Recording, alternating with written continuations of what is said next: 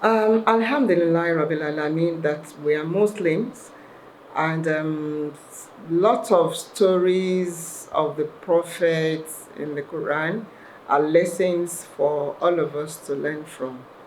And a very good example that we're about to discuss is that of the prophet Ibrahim and his wives and his children, his sons.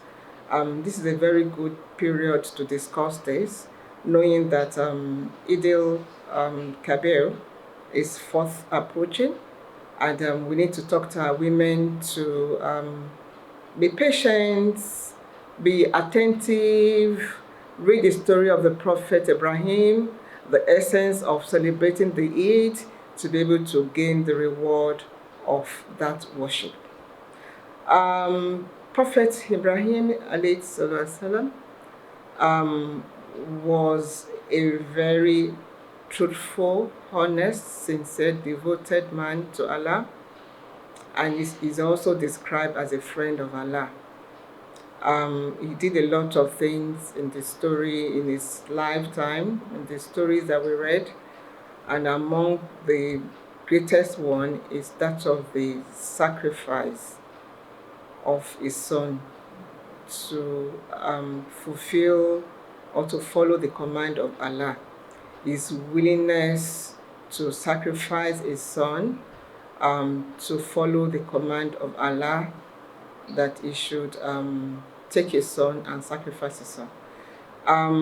We can learn from this for our women that the prophet Ibrahim was willing to carry out the act commanded by Allah to sacrifice his son. His son also was willing to be sacrificed for the sake of Allah. So this is lessons for Muslims, both men and women, but in particular women that we're talking about today, that once we are prepared to sacrifice, obey the injunction of Allah, there's always reward. There's a section in the Quran that says, after every hardship comes relief. So because the prophet Ibrahim was willing to sacrifice his son, Allah now sent him a ram.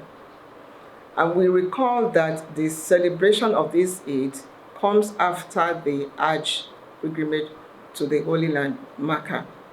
And this is this act of celebrating the Eid is to mark the legacy of the Prophet Ibrahim. So the lessons that we can learn from this are many. One, obedience to Allah's will. We are faced with challenges. When these challenges come with patience and prayer and obedience, we can overcome these challenges. That's one. Number two, we need to be patient and give gratitude to Allah all the time. Allah has said in the Quran that we're going to face trials. So when these trials come, we need to be patient. We need to also even thank Allah, to be gratitude to Allah, and also to pray against these challenges, and Allah will certainly bring relief after these challenges. During the Eid period is a period or occasion for a lot of generosity, sacrifice, compassion. These three things, we can see them in the singular act that the Prophet Ibrahim carried out during that period. He was ready to sacrifice, he had compassion for Islam, for Allah, and then it was also generosity as well. During the Eid period, we are asked to slaughter ram and also provide for the needy and the poor. This also shows compassion and generosity. And we're supposed to do a lot of good deeds during this period to earn a lot of reward.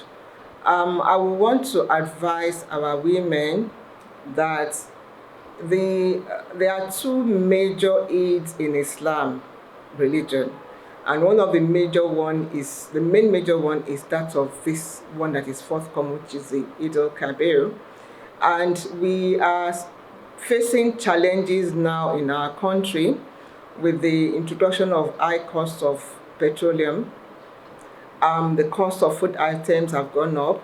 Cost of almost everything in Nigeria has also gone up. So this is a trying period for us. But with patience, with sacrifice, we're going to overcome it, inshallah. Again, Muslims that can afford provide ram and slaughter and give out to the poor and the needy. This is also a time of sacrifice to help those who need this, to feed them and to also make them happy during this period of the Eid. I also want to advise our women that during this Eid period, we also learned that Prophet Ibrahim is a link for the three religions, that is Judaism, Christianity, and Islam. So it shows that we as Muslims must be tolerant. We must accommodate other religions as we also practice the Islam in our different lives. We should also ensure peaceful coexistence in our communities, in our homes, wherever we find ourselves, in our workplace, so also to buttress or support the legacy of Prophet Ibrahim. So going forward, I would advise our women, one, we need to be patient. We need to give gratitude to Allah all the time.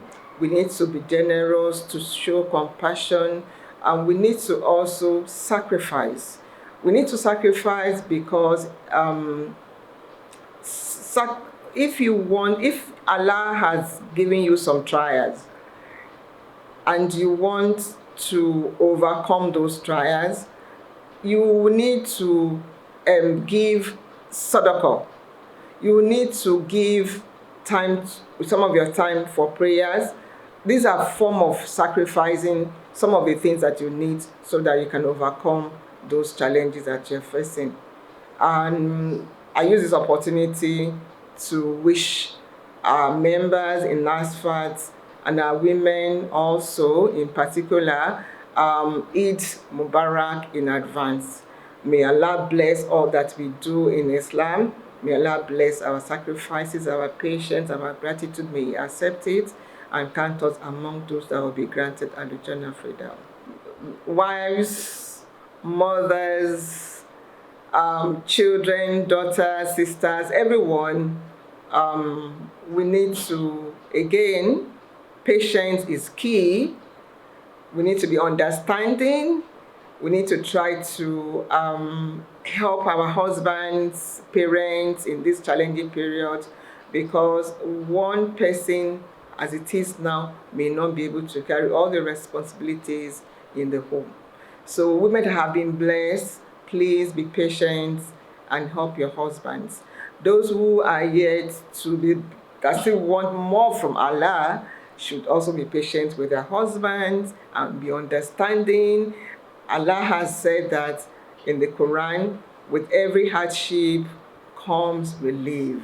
It's a trying period. We do not know the wisdom behind all of these challenges, but certainly with patience, Allah will reward us abundantly. So our women of ALHAJA, please let us be patient with our husbands, with our fathers, with our brothers, wherever we find ourselves. Patience is very key in Islam. In our religion, patience, patience, patience all the time. And then we give gratitude to Allah all the time as well. Allah will bring relief to us, inshallah.